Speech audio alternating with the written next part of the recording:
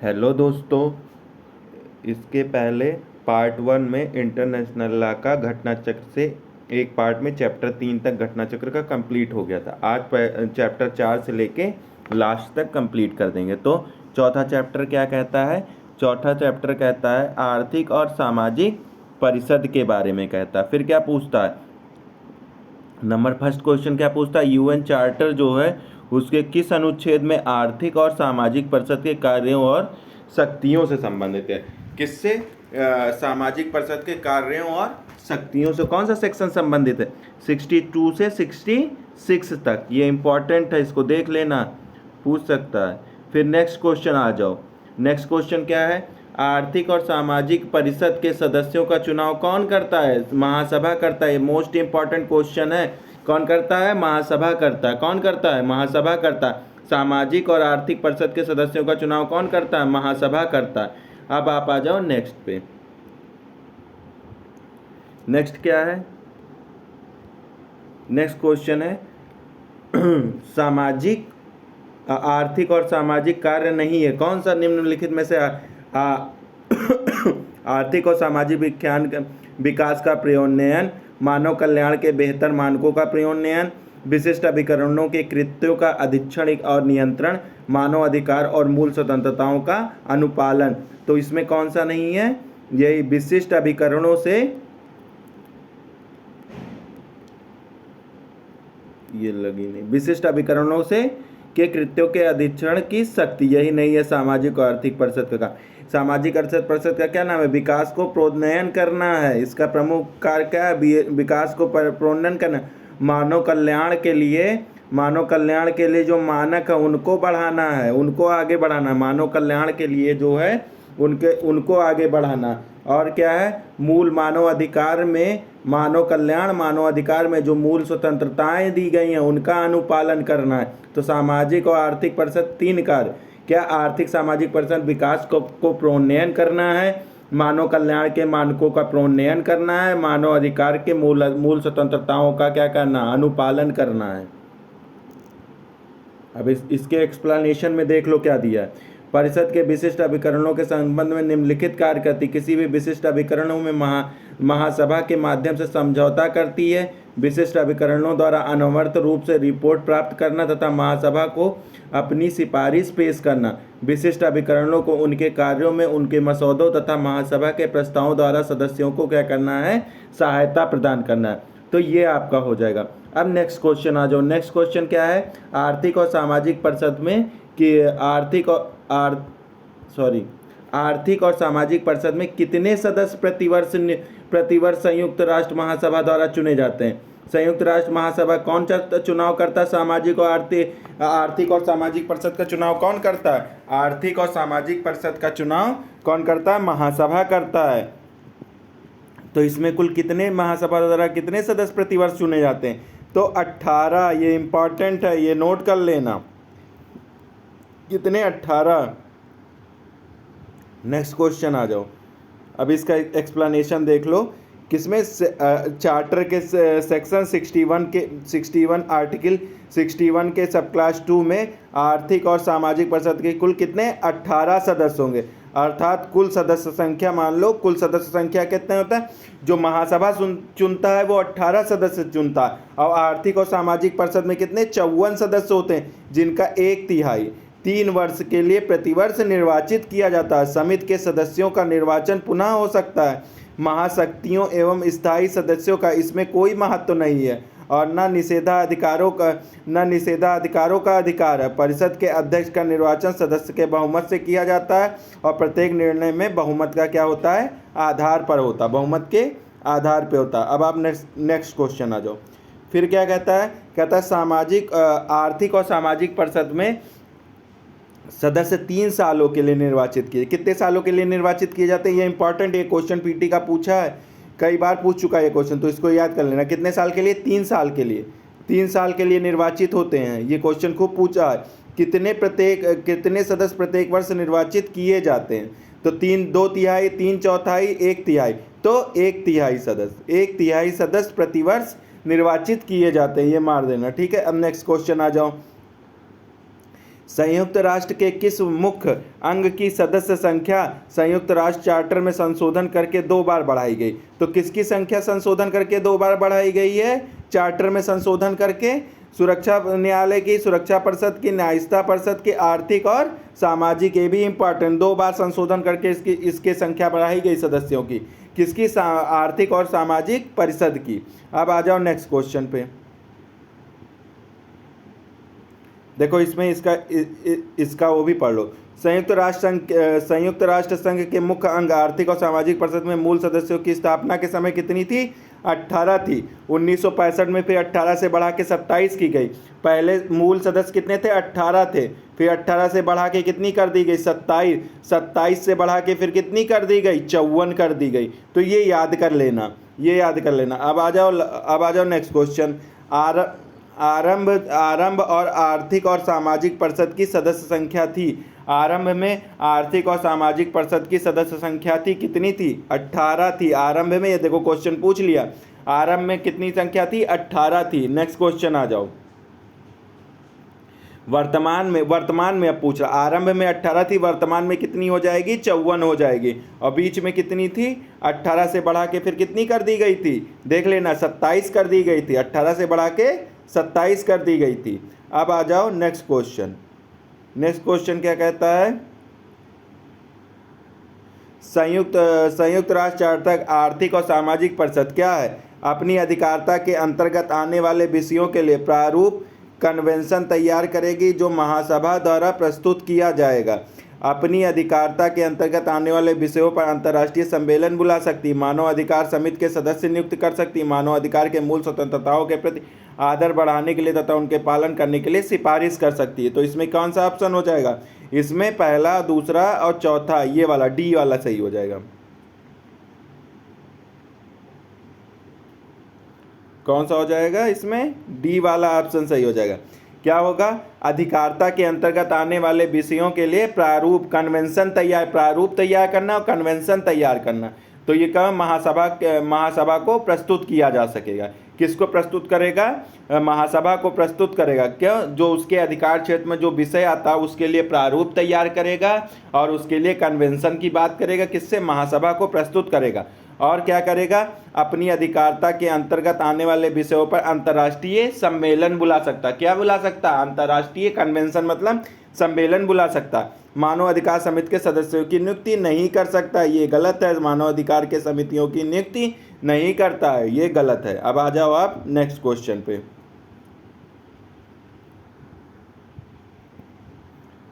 Next question आपका क्या कहता है?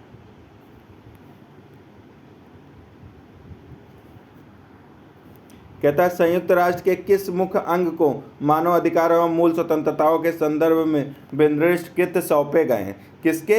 मानव अधिकार एवं मूल स्वतंत्रताओं के संबंध में विनिर्दिष्ट कृत्य सौंपे गए हैं। तो किसको सौंपे गए हैं? आर्थिक और सामाजिक। मानव अधिकार वाला जैसे आ जाएगा मूल अधिकार की स्वतंत्रताओं को, ये इंपॉर्टेंट, ये भी मार देना। तो संयुक्त राष्ट्र के चार्टर के 62 के अधीन मानव अधिकारों एवं मूल स्वतंत्रताओं के संबंध निर्दिष्ट कृत्य सौंपे गए हैं। अब नेक्स्ट आ जाओ। संयुक्त राष्ट्र संघ के निम्नलिखित अंगों में से किसको मानव अधिकार की अभिवृद्धि के लिए आयोग गठित करने की शक्ति प्राप्त है? तो किसको आयोग गठित करने की शक्ति प्राप्त है? आर्थिक और सामाजिक परिषद को। संयुक्त राष्ट्र चार्टर के अनुच्छेद 68 के अधीन आर्थिक और सामाजिक परिषद को मानव अधिकारों की अभिवृद्धि हेतु आयोग गठित करने की शक्ति प्राप्त है। नेक्स्ट क्वेश्चन आ जाओ। निम्नलिखित में से कौन संयुक्त राष्ट्र संघ के विशिष्ट एजेंसी नहीं है? कौन विशिष्ट? आर्थिक और सामाजिक विशिष्ट एजेंसी नहीं है, एजेंसी नहीं है। तो ये एजेंसी पूछा, इसमें कोई दिक्कत नहीं है, मार दोगे, इसको छोड़ दो। महिलाओं की स्थितियों के विषय में आयोग स्थापित किया गया। कौन सी महिलाओं की स्थितियों को सुधारने के लिए? सामाजिक और आर्थिक परिषद स्थापित किया गया। ये इंपॉर्टेंट, ये उत्तराखंड पूछा है। महिलाओं की स्थिति और विषय में तथा उनके उत्थान और सशक्तिकरण हेतु आयोग की स्थापना आर्थिक और सामाजिक परिषद को 21 जून और 1946 को इसका गठन किया गया। अब नेक्स्ट क्वेश्चन आ जाओ। अब आ जाओ न्यायिकता परिषद। सामाजिक आर्थिक हो गया। 5वां आ जाओ न्यायिकता परिषद। इसमें क्या कहता है? संयुक्त राष्ट्र की न्यायिकता परिषद के बारे में प्रावधान कहाँ दिया गया है? ये सीधे सीधे पूछेगा। न्यासीता ता से 13, चैप्टर 13 में, चैप्टर 13 में दिया। कहाँ दिया है? चैप्टर 13 में दिया है। नेक्स्ट, और कितने अनुच्छेद से? 86 टू 91 में, 86 टू 91 में। अब आ जाओ आप नेक्स्ट। संयुक्त राष्ट्र के निम्नलिखित अंगों में से किसको औपचारिक रूप से अपना संचालन निलंबित कर दिया गया? किसका संचालन निलंबित? ये क्वेश्चन खूब पूछता है, ये इंपॉर्टेंट, वहाँ खूब पूछता है। आर्थिक एवं सामाजिक परिषद, सचिवालय का, न्यासिता परिषद का, महासभा का। तो किसका संचालन निलंबित है? न्यासिता परिषद का। आर्थिक और सामाजिक परिषद मत मार के आना, गलती होती है यहाँ पे मारना न्यासिता परिषद। क्या मारोगे? न्यासिता परिषद मारोगे। क्या मारोगे? न्यासिता परिषद मारोगे। इसका संचालन निलंबित कर दिया गया है। इसमें क्या कहा गया? सभी न्याय क्षेत्रों के स्वतंत्र हो जाने पर न्यासिता परिषद का कार्य लगभग समाप्त हो गया। नवंबर 1994 को न्यासिता परिषद ने औपचारिक रूप से अपने संचालन को क्या कर दिया है? निलंबित कर दिया है। अब नेक्स्ट क्वेश्चन आ जाओ। नेक्स्ट क्वेश्चन क्या है? संयुक्त राष्ट्र की न्यासधारिता परिषद, राष्ट्रीय संघ, लीग ऑफ नेशन ने मैंडेट कमीशन के उत्तराधिकारी या निर्णय निम्न में हुआ था। किसमें हुआ था? International states of south waste America के मामले में। तो ये ऐसे ही है, तो इसको पढ़ लो। International state of south west के मामले में क्या? अफ्रीका के मामले में क्या? सलाहकारी मत में अंतर्राष्ट्रीय न्यायालय ने अब निर्धारित किया कि संयुक्त राष्ट्र की न्यासिता परिषद राष्ट्र संघ के मैंडेट कमीशन की उत्तराधिकारी है। न्यास व्यवस्था मैंडेट प्रणाली का सुधारा हुआ और तथा विकसित रूप है। अब नेक्स्ट क्वेश्चन आ जाओ। नेक्स्ट क्वेश्चन क्या कहता है कि निम्न को समूह महासभा की संरचना पूछता है, महासभा की संरचना पूछता है, सुरक्षा परिषद की संरचना पूछता है। तो यहाँ पे 23। अब आ जाओ नेक्स्ट पे। फिर क्या पूछता है? इसको यहाँ से देख लिया जाएगा। आर्थिक और सामाजिक, तो पीछे 61 पढ़े थे, 61 पढ़े थे पीछे ना। और न्यासिता परिषद की संरचना, तो 9 में क्या है? महासभा हो जाएगी संरचना। 9 में किसकी हो जाएगी? महासभा। महासभा की संरचना हो जाएगी, सॉरी 9 में महासभा हो जाएगी। और 86 में तुम्हारे क्या हो जाएगा? 86 में तुम्हारे क्या हो जाएगा?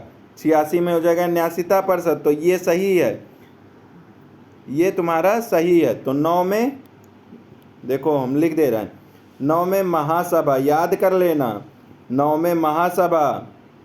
और फिर उसके बाद 23 में सुरक्षा परिषद, 23 में सुरक्षा परिषद, 23 में सुरक्षा परिषद। 61 में क्या हो जाएगा तुम्हारा? आर्थिक प्लस सामाजिक, ठीक। 61 में आर्थिक प्लस, ये याद कर लेना, एक क्वेश्चन इससे पूछेगा जरूर। फिर 86 में न्यासिता परिषद, इस वजह से इसे लिख दे रहे हैं, ठीक है, ये इंपॉर्टेंट। 9 में महासभा, 23 में सुरक्षा परिषद, 61 में आर्थिक और सामाजिक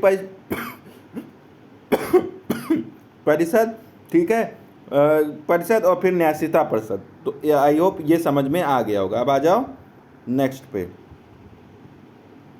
अब आ जाओ अंतर्राष्ट्रीय न्यायालय। अंतर्राष्ट्रीय न्यायालय, अब क्या पढ़ना है हम लोगों को? अंतर्राष्ट्रीय न्यायालय पढ़ना। अंतर्राष्ट्रीय कब आविर्भाव हुआ अंतर्राष्ट्रीय न्यायालय का?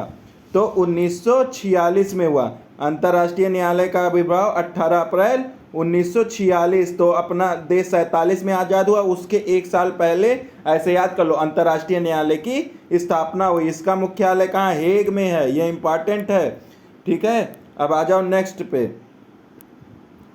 अंतर्राष्ट्रीय न्यायालय की आधिकारिक भाषा क्या है? अंतर्राष्ट्रीय न्यायालय की आधिकारिक भाषा फ्रेंच और अंग्रेजी। अंतर्राष्ट्रीय की क्या है? अंग्रेजी और फ्रांसीसी आधिकारिक भाषा। ये भी इंपॉर्टेंट क्वेश्चन है। आधिकारिक भाषा संबंधी प्रावधान रूल्स ऑफ कोर्ट के अनुच्छेद 39 में, तो जो अंतर्राष्ट्रीय न्यायालय का जो कोर्ट बना हुआ है उसके कितने, उसके अनुच्छेद 39 में दिया गया है। अब आप आ जाओ नेक्स्ट क्वेश्चन पे। नेक्स्ट क्वेश्चन क्या कहता है? अंतर्राष्ट्रीय न्यायालयों के सदस्यों के रूप में निर्वाचन होने के लिए व्यक्तिगत नाम निर्देशन कौन करता है अंतर्राष्ट्रीय न्यायालय में? स्थानीय मध्यस्थ न्यायालय के राष्ट्र के समूह संयुक्त राष्ट्र का महासचिव, अंतर्राष्ट्रीय न्यायालय के इंस्टीट्यूट के पक्षकार, संयुक्त राष्ट्र महासभा द्वारा नियुक्त किए गए विधिशास्त्री। तो कौन करता है? स्थायी मध्यस्थम न्यायालयों के, स्थायी मध्यस्थम न्यायालयों के कौन? राष्ट्रों के समूह करते हैं। कौन करते? राष्ट्रों के समूह करते। तो ए ऑप्शन सही है, ये याद कर लेना। स्थायी मध्यस्थम न्यायालयों के न्यायालय के राष्ट्रों के समूह करते हैं। अब आ जाओ नेक्स्ट क्या कहता है? अंतर्राष्ट्रीय न्यायालय की जो ICJ, international court of justice वाला जो बना हुआ है, उसके अनुच्छेद, जो कोड बना हुआ उसके अनुच्छेद 4(1) में, उसके अनुच्छेद 4(1) के अनुसार अंतर्राष्ट्रीय न्यायालय के न्यायाधीशों का चुनाव संयुक्त राष्ट्र की महासभा एवं सुरक्षा परिषद द्वारा स्थायी मध्यस्थम न्यायालय के राष्ट्रों के समूह द्वारा नामदृष्ट व्यक्तियों की सूची में किया जाता है। तो ये इंपॉर्टेंट है, ये पढ़ लेना। कौन करता है? संयुक्त राष्ट्र की महासभा और सुरक्षा परिषद द्वारा स्थायी मध्यस्थम न्यायालयों में राष्ट्रों के समूह द्वारा। इसको 50 बार क्यों बता रहे? ये इंपॉर्टेंट है। महासभा सुरक्षा परिषद द्वारा स्थायी मध्यस्थम न्यायालयों में राष्ट्रों के समूह द्वारा निर्दिष्ट व्यक्तियों की सूची में से किया जाता है। अब नेक्स्ट क्वेश्चन आ जाओ। न्याय के अंतर्राष्ट्रीय न्यायालय में न्यायाधीशों के निर्वाचित किया जाता है। किसके द्वारा निर्वाचित? महासभा और सुरक्षा परिषद। महासभा और सुरक्षा परिषद, महासभा और सुरक्षा परिषद, रट लेना इसको। फिर उसके बाद आ जाओ, अंतर्राष्ट्रीय न्यायालय में 15 सदस्य होते हैं। अरे सॉरी, कहाँ गया?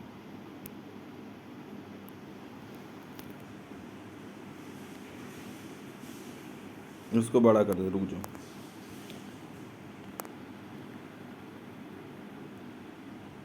हाँ, तो अंतर्राष्ट्रीय उसमें कितने सदस्य होते हैं? एक राष्ट्र हो सकते हैं।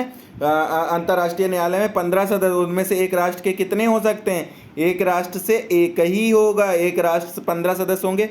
अंतर्राष्ट्रीय न्यायालय में 15 सदस्यों का निर्वाचन महासभा और सुरक्षा परिषद द्वारा स्वतंत्र रूप से भौगोलिक आधार पर किया जाता है। लैटिन अमेरिका, यूरोप, अफ्रीका तथा एशिया महाद्वीपों को न्यायालय की संरचना का प्रतिनिधित्व दिया गया।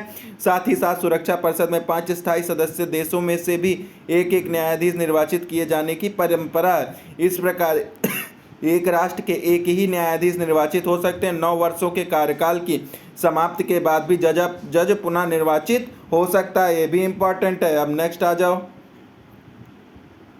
क्या कहता है? इंटरनेशनल जो कोर्ट है में न्यायाधीशों को निर्वाचित किया जाता है। खूब पूछता है ये क्वेश्चन, ये 50 बार क्वेश्चन पूछा। कैसे किया जाता है? एक दूसरे के स्वतंत्र रूप से और सामान्य सभा और सुरक्षा परिषद के द्वारा। ये इंपॉर्टेंट खूब पूछता है, इसी वजह से इसको 50 बार बताए हैं। क्या पूछता है? अंतर्राष्ट्रीय न्यायालय 1946 में गठित हुआ। इसमें 15 न्यायाधीश होते हैं। इसका कार्यकाल 9 वर्ष का होता है। न्यायाधीशों के चयन की प्रक्रिया जटिल है। सदस्य देशों के अभ्यर्थी को महासभा सुरक्षा परिषद दोनों निकायों का पूर्ण बहुमत से निर्वाचित होना होता है। दोनों निकायों में निर्वाचन की प्रक्रिया प्रायः एक समय होती है तथा अभ्यर्थी को दोनों निकायों में पृथक रूप से पूर्ण बहुमत प्राप्त होने पर न्यायाधीश के रूप में निर्वाचित घोषित किया जाएगा। यानी कि महासभा में भी भैया उसको बहुमत चाहिए और सुरक्षा परिषद में भी उसको बहुमत चाहिए। सुरक्षा परिषद में भी उसको चाहिए।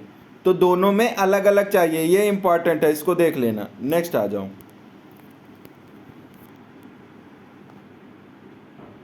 नेक्स्ट क्या है?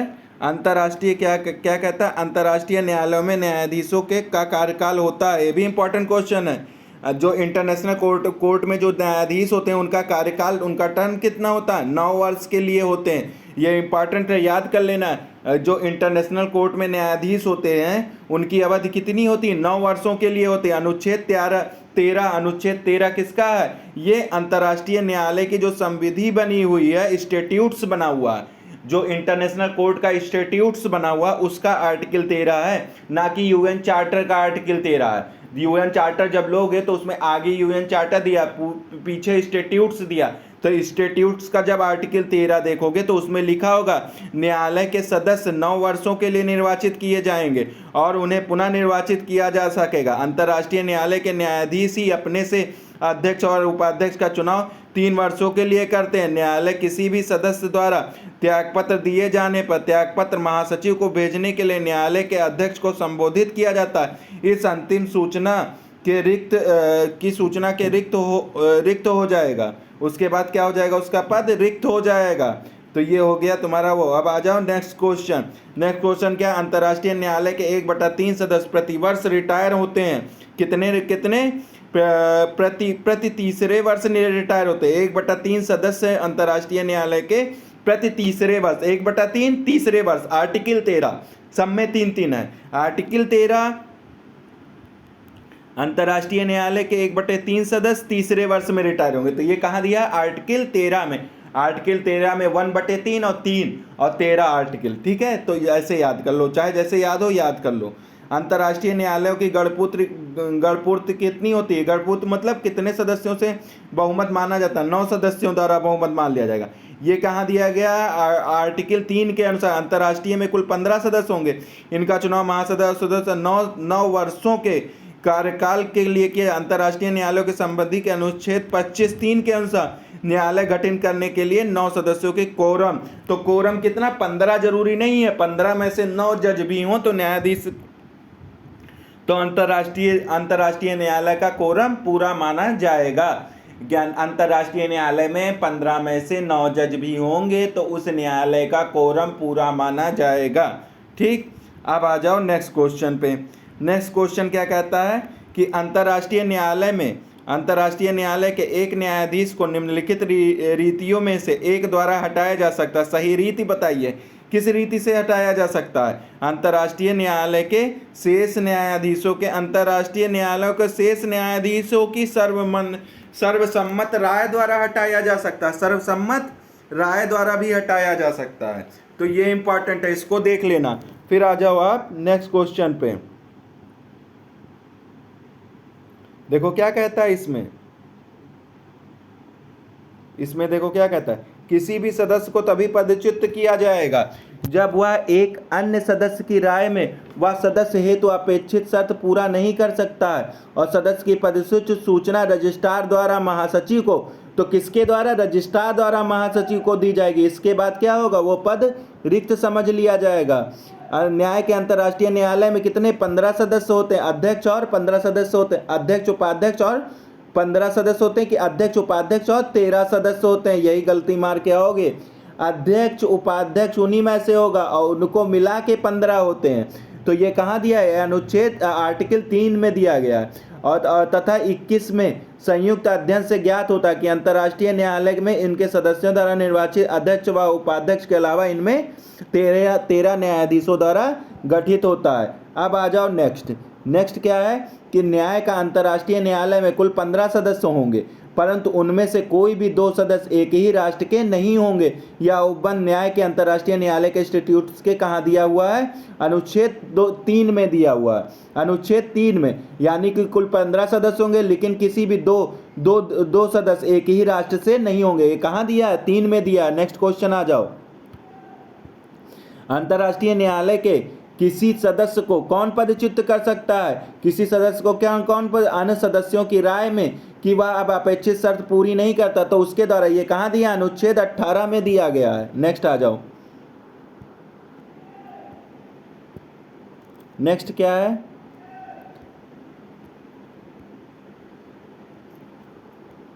क्या कहता है, न्याय का अंतर्राष्ट्रीय न्यायालय कहाँ स्थित है, द हेग में स्थित है। हेग में स्थित है। ये कहाँ, स्टैट्यूट्स के अनुच्छेद 22 में दिया। कहाँ दिया, अनुच्छेद 22 में दिया गया। अंतर्राष्ट्रीय न्यायालय का मुख्यालय नीदरलैंड के द हेग में है, नगर में स्थित है। अंतर्राष्ट्रीय न्यायालय में कुल 15 सदस्य होते हैं जिनकी नियुक्ति महासभा और सुरक्षा परिषद के 9 वर्ष के लिए काल के लिए किया जाता है। अब आप आ जाओ, नेक्स्ट आ जाओ। नेक्स्ट क्या है कि निम्नलिखित अंतर्राष्ट्रीय निकायों की संस्थाओं में किसका स्थान हेग में है, तो इसको छोड़ दो, ये आप जानते हो कौन अंतर्राष्ट्रीय न्यायालय है। इसमें नहीं है, अच्छा ये इंपॉर्टेंट है, स्थित नहीं है। तो अंतर्राष्ट्रीय अपराध न्यायालय हेग में है, अंतर्राष्ट्रीय न्यायालय हेग में, पंचाट का स्थायी न्यायालय हेग में, लेकिन सागर विधि नहीं है। अब इसका डिटेल पढ़ लो भैया, ये जरूरी है। क्या है, हेग में अंतर्राष्ट्रीय न्यायालय की स्थापना जून 1945 में की गई थी और अप्रैल 1946 में कार्य शुरू कर दिया गया। हेग में ही आपराधिक न्यायालय जिसका 11 मार्च 2003 को विधिक रूप से कार्य प्रारंभ किया। पंचायत स्थायी न्यायालय का स्थान हेग में है। अंतर्राष्ट्रीय सागर अभिकरण हेग में नहीं स्थित है, अपितु यह जर्मनी के हैम्सबर्ग में स्थित है। ठीक है, तो अब आ जाओ आप नेक्स्ट पे।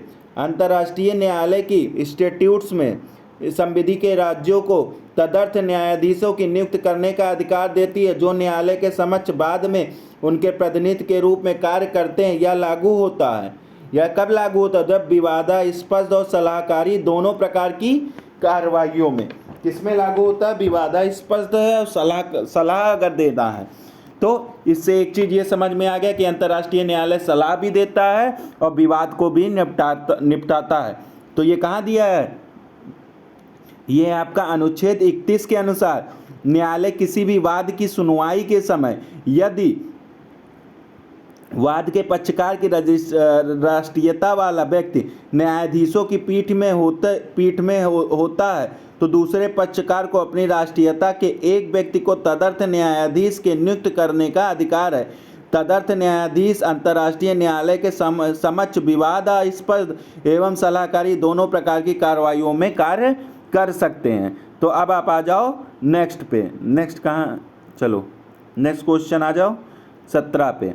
17 क्या कहता है? अंतर्राष्ट्रीय न्यायालय में तदर्थ न्यायाधीश के रूप में चुने गए व्यक्तियों को उन शर्तों को पूरा करना आवश्यक है जो अंतर्राष्ट्रीय न्यायालय की संविधि के निम्न अनुच्छेद द्वारा अपेक्षित है। किन? तो 2:17 का सब क्लास 2, 20 और एवं 24। तो अंतर्राष्ट्रीय स्टैट्यूट्स का 31 के कौन सा है? सब क्लास 6 के अनुसार क्या है? तदर्थ न्यायाधीश न्यायाधीशों के रूप में चुने गए व्यक्तियों को संविधि के अनुच्छेद 2, 17, 2, 20 तथा 24 द्वारा अपेक्षित शर्त को पूरी करना होगा। तो जो आर्टिकल 2 में जो शर्त दिया है, आर्टिकल 17 के सब क्लास 2 में जो शर्त दिया गया है, आर्टिकल 20 में एवं 24 में जो शर्त दिया है, इनको पूरा करना होगा, तभी वो एडहॉक जज बन सकता है। ये कहाँ बताया गया है? 31 के सब क्लास 6 में। अब नेक्स्ट आ जाओ।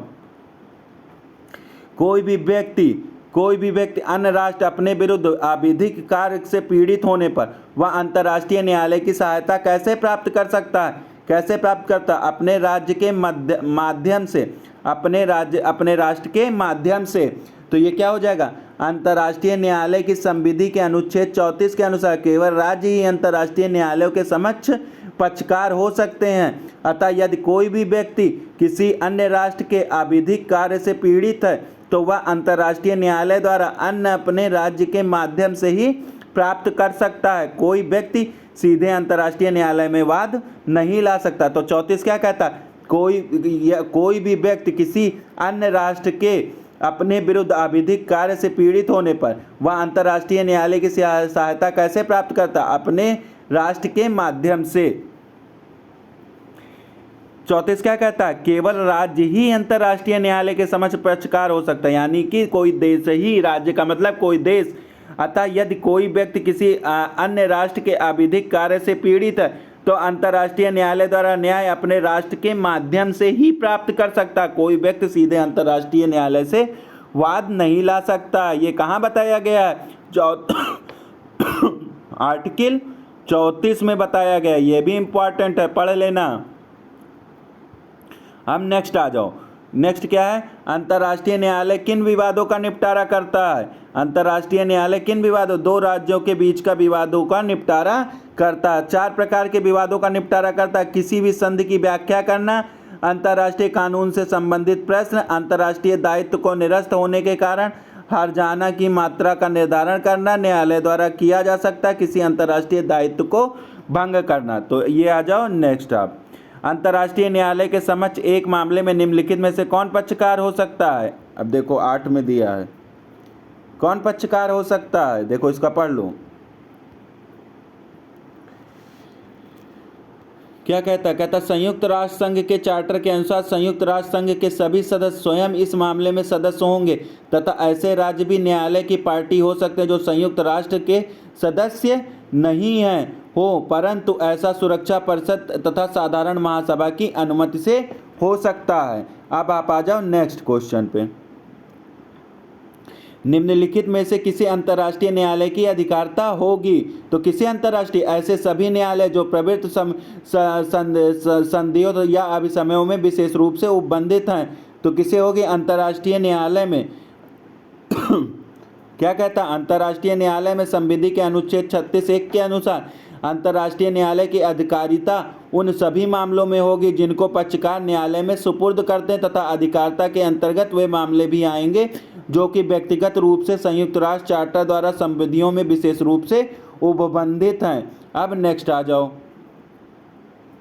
अंतर्राष्ट्रीय न्यायालय के इंस्टीट्यूट्स का अनुच्छेद 36 का पैरा 2 वैकल्पिक खंड का संबंध है किससे? अनिवार्य क्षेत्राधिकार से। किससे? अनिवार्य क्षेत्राधिकार से संबंधित। अंतर्राष्ट्रीय न्यायालय की संविधि में न्यायालय के क्षेत्राधिकार के अंतर्गत न्यायालय कार्य एवं शक्तियों को 3 भागों में विभाजित किया गया। 3 भागों में विभाजित किया गया है। स्वैच्छिक क्षेत्राधिकार। न्यायालय संविधियों के अनुच्छेद 36 में न्यायालय के उन सभी विवादों में निर्णय देने का अधिकार होगा जो कि राज्यों एवं स्वेच्छा से न्यायालय के समक्ष लाया गया। अनिवार्य क्षेत्राधिकार 36(2) में वैकल्पिक खंड के संबंध में न्यायालय के अनिवार्य क्षेत्राधिकार से है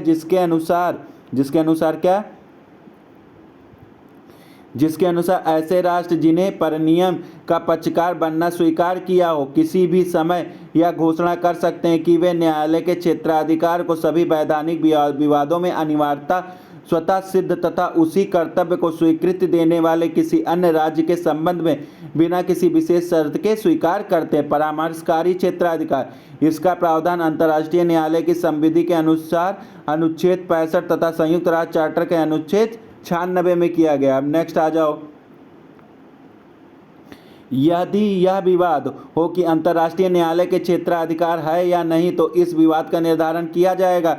कैसे किया जाएगा? अंतर्राष्ट्रीय न्यायालय के निर्णय द्वारा किया जाएगा। अंतर्राष्ट्रीय न्यायालय की संविधि के अनुच्छेद 36 के पैरा 6 के अनुसार अंतर्राष्ट्रीय न्यायालय की अधिकारिता के संबंध में विवाद उठता तो यह प्रश्न का विनिश्चय स्वयं न्यायालय द्वारा किया जाएगा। अब नेक्स्ट आ जाओ। अंतर्राष्ट्रीय न्यायालय का प्रथम स्रोत क्या है? अंतर्राष्ट्रीय न्यायालय का प्रथम स्रोत अभिसमय है। ये 38(1) के का में प्रथम स्रोत अंतर्राष्ट्रीय अभिसमय का उल्लेख किया गया है। खा में क्या किया गया है? सभ्य राष्ट्रों द्वारा मान्यता प्राप्त विधि सामान्य सिद्धांत है। अनुच्छेद 38(1) के गा में भाष्यकारों के मत एवं न्यायिक निर्णय 38(1) के घा में उल्लिखित हैं। अब नेक्स्ट आ जाओ। निम्नलिखित स्रोतों में से कौन सा अंतर्राष्ट्रीय न्यायालय इंस्टीट्यूट सूचीबद्ध नहीं है? तो पूर्व निर्णय सूचीबद्ध नहीं है। अंतर्राष्ट्रीय न्यायालय के इंस्टीट्यूट में पूर्व निर्णय सूचीबद्ध नहीं है जबकि अन्य स्रोत अनुच्छेद 38(1) के का खा गा घा रूप से विद्यमान है। अब नेक्स्ट आ जाओ। अंतर्राष्ट्रीय न्यायालय की संविधि के निम्नलिखित अनुच्छेद में अंतर्राष्ट्रीय विधि के स्रोत का उल्लेख किया गया। तो कहाँ किया गया है? तो इसमें आ जाओ। अब नेक्स्ट पे देखा जाए क्या क्या है।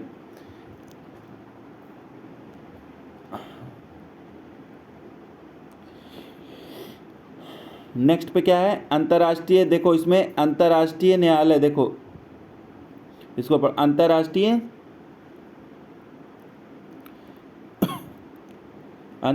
न्यायालय संविधि के 38(1) और 2 में अंतर्राष्ट्रीय विधि के स्रोतों का क्या किया गया है? वर्णन करता है। यह अनुच्छेद न्यायालय के वादों के निराकरण हेतु निम्नलिखित को लागू करने का निर्देश देता है। अंतर्राष्ट्रीय अभिसमय रूढ़ियाँ सभ्य राष्ट्रों द्वारा मान्यता प्राप्त विधि के सामान्य सिद्धांत तथा गौड़ साधन के रूप में न्यायिक निर्णय का अति उच्च आहारता प्राप्त विधिवेत्ता का कथन। नेक्स्ट क्या हो जाएगा? निम्नलिखित में से कौन सा अंतर्राष्ट्रीय न्यायालय की संविधि अनुच्छेद 38 में सम्मिलित नहीं है? तो कौन सा अनुच्छेद 38 में सम्मिलित नहीं है? निर्वाचन विवाचन न्यायाधिकरण न्यायिक निर्णय संबंधित है। विधिवेत्ता की कृतियाँ अंतर्राष्ट्रीय संधियाँ। तो 38 में क्या क्या है? संधियाँ प्रथाएं सभ्य राज्यों द्वारा मान्यता प्राप्त सामान्य सिद्धांत गौरव साधन के रूप में न्यायिक निर्णय तथा विधिवेत्ता की कृतियाँ। अतः ये शामिल नहीं है, ये इतनी चीज़ें शामिल नहीं है। अब आप आ जाओ नेक्स्ट। अंतर्राष्ट्रीय न्यायालय इंस्टीट्यूट सम्मिलित नहीं है। तो किसमें? पूर्व निर्णय में। अंतर्राष्ट्रीय संविधि के स्रोत के रूप में पूर्व निर्णय सम्मिलित नहीं है जबकि अन्य स्रोत अनुच्छेद 38(1) के 4 खंडों में क्या है? विद्यमान है। अब आ जाओ। अंतर्राष्ट्रीय न्यायालय के संविधान के अनुच्छेद 38 के खंड 1 के अनुसार अंतर्राष्ट्रीय न्यायालय द्वारा विधि के नियमों का उदाहरण करने के लिए प्रयोग किया जा सकने वाला कौन सा एक सहायक साधन है? तो कौन सा एक सहायक साधन है?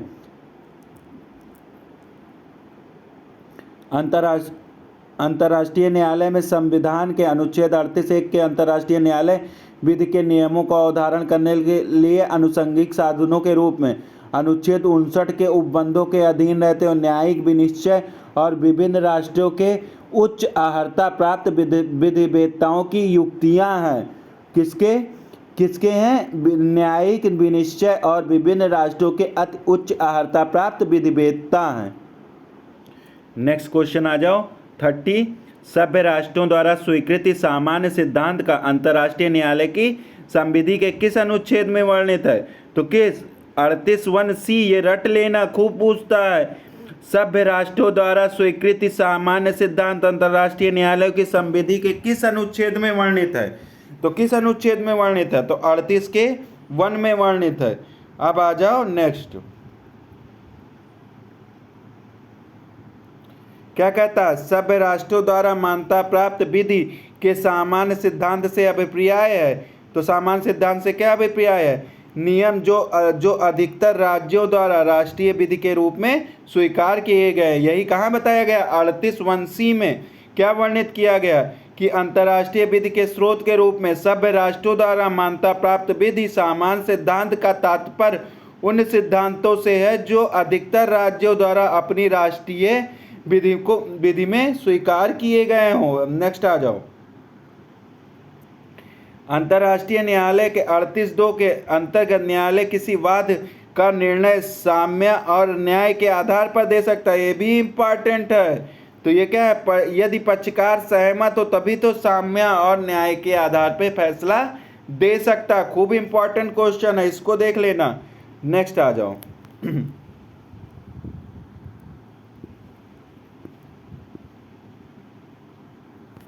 ये क्या कहता? अंतर्राष्ट्रीय न्यायालयों की संविधि के अनुच्छेद 38(2) के अंतर्गत न्यायालय किसी वाद का निर्णय साम्य और न्याय के आधार पर दे सकता है यदि पक्षकार संबंध हो गए।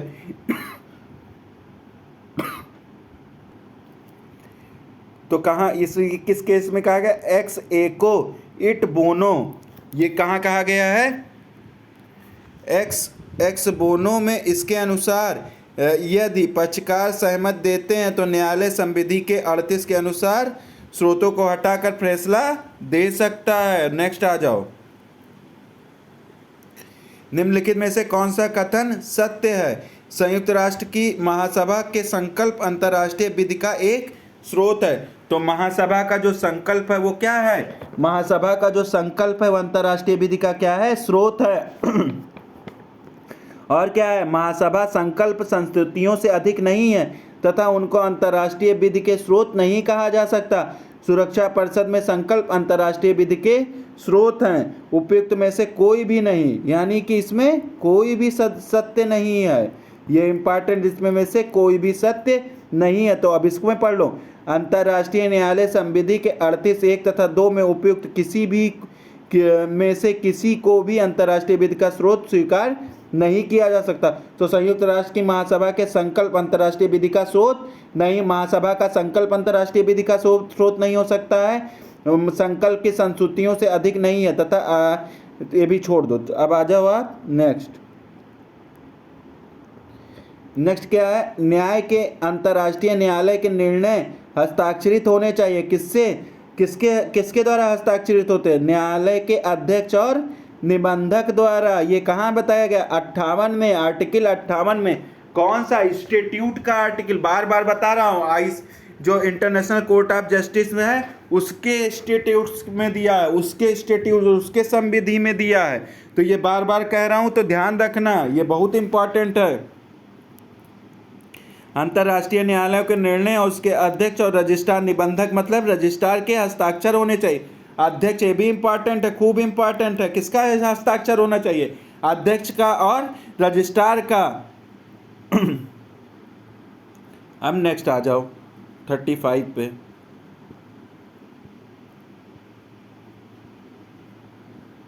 अंतर्राष्ट्रीय न्यायालय का कोई भी निश्चय क्या होता है? कोई भी निश्चय क्या होता है, पक्षकारों के बीच उस विशिष्ट मामलों के बाबत आबद्धकारी होते हैं, अन्यथा नहीं। बी में पक्षकारों के बीच उस विशिष्ट मामले के बाबत होते आबद्धकारी होते हैं, अन्यथा नहीं। ये कहाँ दिया है, ये बी है, ये बी ऑप्शन, अंतर्राष्ट्रीय न्यायालय का कोई भी निश्चय। तो अब इसको पढ़ लो। अंतर्राष्ट्रीय न्यायालय की संविधि 59 के अनुसार न्यायालय के निर्णय केवल वाद के पक्षकारों के बीच और उसी विशिष्ट मामले के बाबत बाध्यकारी होते हैं, अन्यथा नहीं। अंतर्राष्ट्रीय न्यायालय पूर्व निर्णय ना तो राज्यों पर ना ही स्वयं के न्यायालयों पर बाध्यकारी होता है। ये इंपॉर्टेंट है, पढ़ लेना। फिर कौन सा अनुच्छेद है, किसका, यूएन चार्टर का पूछ रहा है कि अंतर्राष्ट्रीय न्यायालय की संविधि अंतर्राष्ट्रीय न्याय के स्थायी न्यायालय पर आधारित होगी। तो ये 92 है, तो किसका, चार्टर का 92 है। अनुच्छेद 92 के अनुसार अंतर्राष्ट्रीय न्यायालय की संविधि अंतर्राष्ट्रीय न्याय के स्थायी न्यायालय permanent court of international justice या पीसीयू पर आधारित है। ज्ञातव्य है पीसीयू का स्थापना लीग ऑफ नेशन की धारा 14 के तहत हुई थी। इसका उद्घाटन 15 फरवरी 1922 में हुआ था। नेक्स्ट आ जाओ। संयुक्त राष्ट्र संघ एक गैर सदस्य अंतर्राष्ट्रीय न्यायालय स्टैट्यूट की सदस्यता प्राप्त कर सकता है सुरक्षा परिषद की संस्तुति पर महासभा द्वारा। संयुक्त राष्ट्र घोषणा चार्टर 93 सब क्लास 2 के अंतर्गत ऐसा कोई देश जो संयुक्त राष्ट्र का सदस्य नहीं है सुरक्षा परिषद की संस्तुति पर महासभा द्वारा अंतर्राष्ट्रीय न्यायालय की संविधियों का पक्षकार बन सकता है। ये भी इंपॉर्टेंट है। नेक्स्ट आ जाओ। क्या कहता है, अंतर्राष्ट्रीय न्यायालय के निर्णयों को निष्पादित करता है। कौन निष्पादित करता है, सुरक्षा परिषद निष्पादित करता है। अंतर्राष्ट्रीय के निर्णय सुरक्षा परिषद द्वारा लागू कराए जाते हैं। यह व्यवस्था संयुक्त राष्ट्र चार्टर के किसमें 94 में मिलती है। 94 क्या, संयुक्त राष्ट्र का प्रत्येक सदस्य जो किसी मामले का, तो कौन है, प्रत्येक सदस्य जो किसी मामले का पक्षकार हो अंतर्राष्ट्रीय न्यायालय का प्रारंभ करने के लिए वचनबद्ध है। चार्टर के अनुच्छेद 94 के अनुसार यदि किसी मामले का कोई पक्षकार न्यायालय द्वारा दिए गए बाध्यताओं का पालन करने में असफल रहता है तो दूसरा पक्षकार सुरक्षा परिषद का आश्रय लेगा और यदि सुरक्षा परिषद आवश्यक समझती है तो वह निर्णय को प्रभावी करने के लिए सिफारिश करेगी तथा अन्य उपाय करेगी। अब आ जाओ नेक्स्ट पे।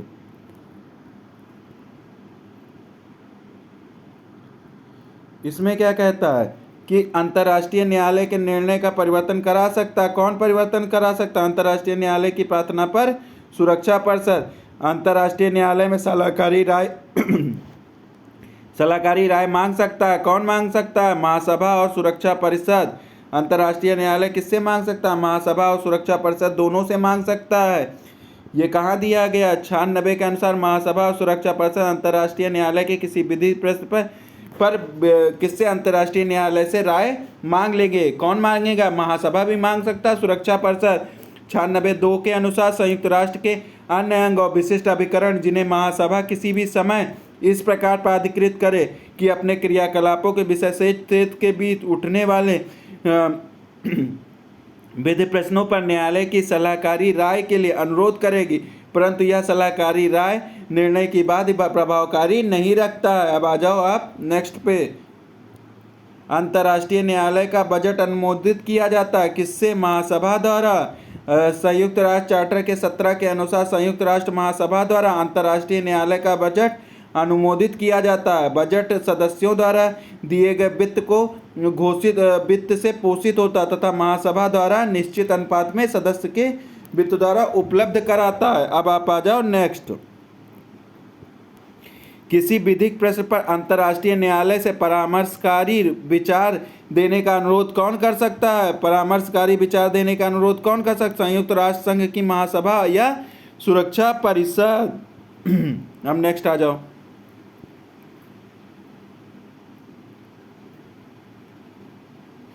नेक्स्ट क्या है कि किसी विधिक प्रश्न पर सलाहकारी राय देने हेतु महासभा अंतर्राष्ट्रीय न्यायालय से प्रार्थना कर सकता है। साधारण सभा संयुक्त राष्ट्र के अन्य अंगों और विशिष्ट अभिकरणों को अंतर्राष्ट्रीय न्यायालय में ऐसी राय प्राप्त करने हेतु तो अधिकृत कर सकता है।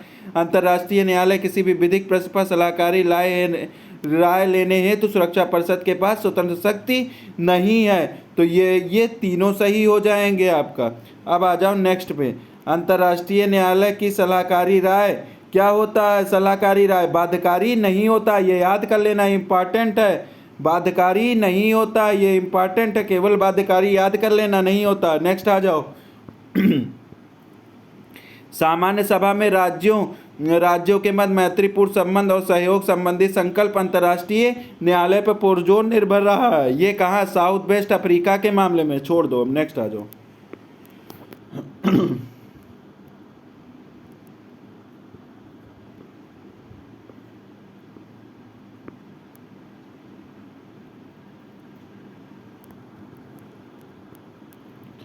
क्या कहता है? अंतर्राष्ट्रीय न्यायालय संयुक्त राष्ट्र का मुख्य न्यायिक अंग है। सही बात है।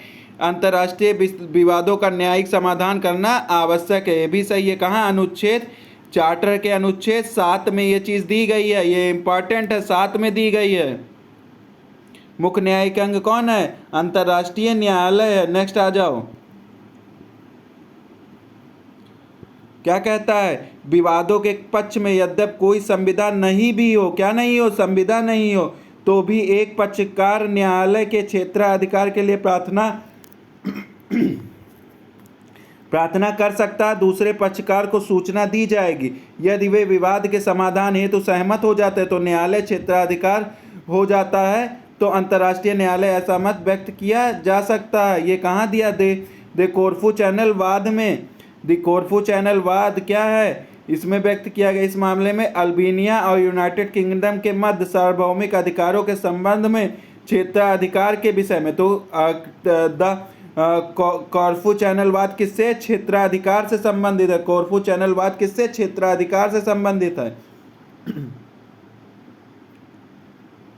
निगमित व्यक्ति के सिद्धांत को विधि के स्रोतों के रूप में किस निर्णय में प्रयोग किया गया? शरण के अंतर्राष्ट्रीय न्यायालय शरण के एसाइलम के मामले में व्यक्तिगत सिद्धांत के स्रोत के रूप में मान्यता दी गई। कोर्फू चैनल का मामला रक्षा तथा हस्तक्षेप। बर्सिनोला ट्रैक्शन का मामला विबंधन सिद्धांत से संबंधित है। ये सब नोट कर लेना। अब आ जाओ नेक्स्ट क्या कहता है? नॉर्थ सी कॉन्टिनेंटल शेल्फवाद। नॉर्थ सी कॉन्टिनेंटल शेल्फवाद किस पे? अनुपातिक करार को नॉर्दर्न सी अनुपातिक करार को। नेक्स्ट आ जाओ। अंतर्राष्ट्रीय में अपवर्जित आर्थिक क्षेत्र की चौड़ाई कितनी है? आर्थिक क्षेत्र की चौड़ाई कितनी? 200 मील है। 200 मील है। ये कब? 1982 में अपनाया गया।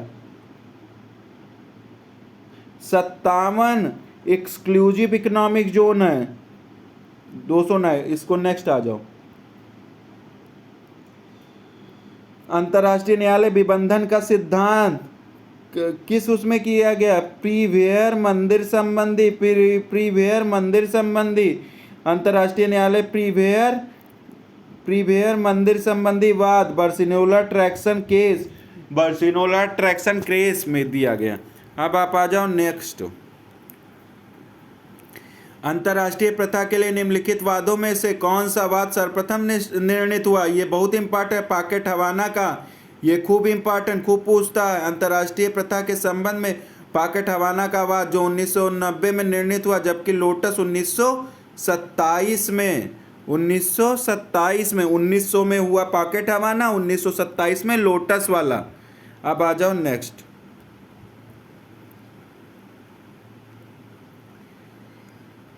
क्या है? अंतर्राष्ट्रीय रूढ़ियों से संबंधित कौन सा केस है? पॉकेट हवाना। मछली पकड़ने वाले छोटे जहाजों को नाकाबंदी की घोषणा ज्ञान न होने पर पकड़ा नहीं जा सकता। नेक्स्ट आ जाओ। अंतर्राष्ट्रीय स्थायी न्यायालय द्वारा निर्णित किया गया। क्या निर्णित किया गया? एसएस लोटस का मामला।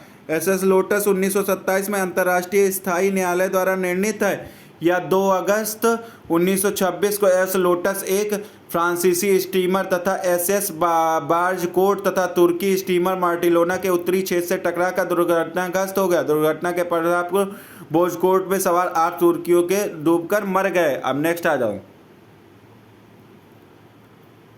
नेक्स्ट क्या है कि रूढ़ियों और प्रथाओं को मान्यता संबंधी है। रूढ़ियों और प्रथाएं मान्यता संबंधी है किससे? Western red central gold mining बनाम आर, ये इससे संबंधित। अब नेक्स्ट आ जाओ, ये ज़्यादा इसमें पूछता नहीं है, ये सब पीसीएस का क्वेश्चन पूछा है। सभ्य राष्ट्रों द्वारा मान्यता प्राप्त विधि का साधारण सिद्धांत, साधारण सिद्धांत क्या है? सभ्य राष्ट्रों द्वारा मान्यता प्राप्त विधि के साधारण सिद्धांत अंतर्राष्ट्रीय न्यायालय को विनिश्चय करने के लिए एक अतिरिक्त आधार उपलब्ध कराता है, जबकि संधियां एवं रूढ़ियों में से कोई सहायता नहीं मिलती। नेक्स्ट आ जाओ। निम्नलिखित में से कौन सा अंतर्राष्ट्रीय विधि के अंतर्गत विवादों का निपटारा शांतिपूर्ण ढंग से करता है? प्रतिकार। अंतर्राष्ट्रीय के अंतर्गत विवादों का शांतिपूर्ण निपटारा करने के लिए सुलह वार्ता तथा सत्य प्रत्ययन किया जाता है। प्रतिकार अंतर्राष्ट्रीय विधि के अंतर्गत विवादों का निपटारा शांतिपूर्ण ढंग से नहीं है। फिर नेक्स्ट आ जाओ। स्थायी मध्यस्थम न्यायालय की स्थापना कहाँ? हेग में 1899 में। फिर नेक्स्ट आ जाओ।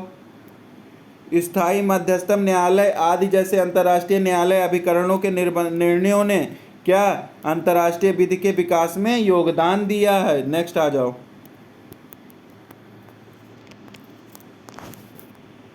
नेक्स्ट क्वेश्चन आ जाओ 60 पे। 60 क्या कहता है कि संयुक्त राष्ट्र किस मुख्य अंग के सदस्य संख्या में संयुक्त राष्ट्र की स्थापना के बाद कोई परिवर्तन नहीं हुआ? अंतर्राष्ट्रीय न्यायालय में न्यायाधीशों की संख्या संयुक्त राष्ट्र संघ की स्थापना के पश्चात कोई परिवर्तन नहीं हुआ, जबकि महासभा, सुरक्षा परिषद, सामाजिक आर्थिक में समय समय पर सदस्यों की संख्या बढ़ाई गई। अंतर्राष्ट्रीय न्यायालय में स्थापना के समय से लेकर आज तक 15 बनी हुई है नियुक्तियां 9 वर्ष के लिए। नेक्स्ट क्वेश्चन आ जाओ। अंतर्राष्ट्रीय न्यायालय में प्रथम महिला न्यायाधीश, खूब इंपॉर्टेंट है ये, प्रथम न्यायाधीश महिला का नाम क्या है? रोजलिन हिंगेस।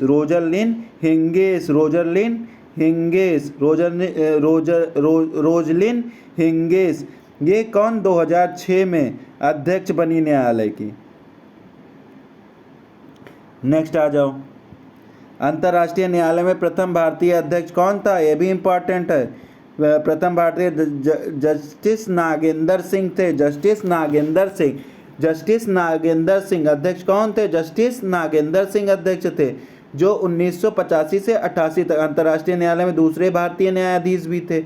जबकि प्रथम भारतीय न्यायाधीश बेनेगल नरसिंह राव।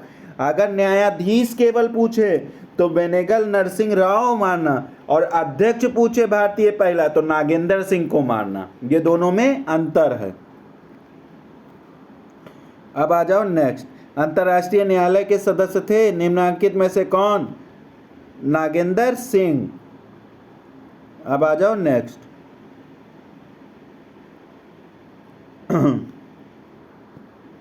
निम्नलिखित में अंतर्राष्ट्रीय न्यायालय में न्यायाधीश के रूप में निर्वाचित नहीं किया गया।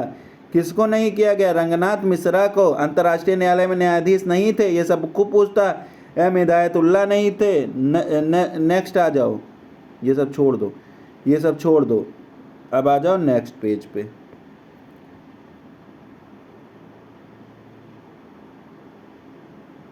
नेक्स्ट पेज क्या कहता है?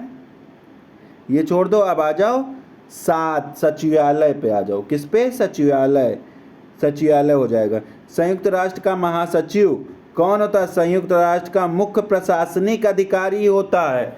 संयुक्त राष्ट्र का महासचिव कौन होता है? संयुक्त राष्ट्र का मुख्य प्रशासनिक एडमिनिस्ट्रेटिव ऑफिसर होता है। तो ये कहाँ दिया गया है? ये 97 में कहाँ दिया है? ये रुक जाओ। तो ये कहाँ दिया है? संयुक्त प्रशासनिक अधिकारी होता है। तो अनुच्छेद 97 के प्रावधानों के अनुसार महासचिव संयुक्त राष्ट्र का मुख्य प्रशासनिक अधिकारी होता है। महासचिव की नियुक्ति सुरक्षा परिषद की सिफारिश में महासभा द्वारा की जा सकती है। महासचिव का कार्यकाल 5 वर्ष का होता है। वर्तमान में पुर्तगाल के पूर्व प्रधानमंत्री एंटोनियो गुटरेस संयुक्त राष्ट्र के, तो ये छोड़ दो, 2021 में उनका पुनः पद, ये सब छोड़ दो, 2026 तक। एंटोनियो गुटरेस कितने, 2026 तक रहेंगे। अब आ जाओ नेक्स्ट क्या है, नीचे दिए गए संयुक्त राष्ट्र अंगों में से कौन सा व्यक्ति गठित न कि राज्य से है? कौन सा? सचिवालय। क्या कहता है संयुक्त राष्ट्र का अनुच्छेद 7 क्या कहता है चार्टर? सचिवालय सहित संयुक्त राष्ट्र संघ में 6 अंगों का उल्लेख किया गया। सचिवालय का गठन राष्ट्र संघ के महासचिव तथा उसके द्वारा नियुक्त किए गए कर्मचारी से होता है। विश्व के राज्यों द्वारा नियुक्त सदस्यों से गठित नहीं होता है। नेक्स्ट आ जाओ। नेक्स्ट क्या है, संयुक्त राष्ट्र महासचिव द्वारा 5 वर्षीय पदावधि निर्धारित की गई संयुक्त राष्ट्र महासभा के संकल्प द्वारा। तो संयुक्त राष्ट्र चार्टर के महासचिव की 5 वर्षीय अवधि के बारे में प्रावधान नहीं है, यह संयुक्त राष्ट्र महासभा के संकल्प द्वारा निर्धारित किया गया है। महासचिव के 5 वर्ष होगा, ये किसके संकल्प द्वारा? चार्टर के 97 में नियुक्ति का प्रावधान है तथा संकल्प 11/1 में 5 वर्ष की अवधि का है। संयुक्त राष्ट्र का महासचिव की नियुक्ति वास्तविक शक्ति है, क्या है? महासभा और सुरक्षा परिषद में। वास्तविक शक्ति कहाँ है? महासभा और सुरक्षा परिषद में। संयुक्त राष्ट्र चार्टर के 97 के अनुसार संयुक्त राष्ट्र का महासचिव सुरक्षा परिषद की सिफारिश पर महासभा द्वारा नियुक्त किया जाता है।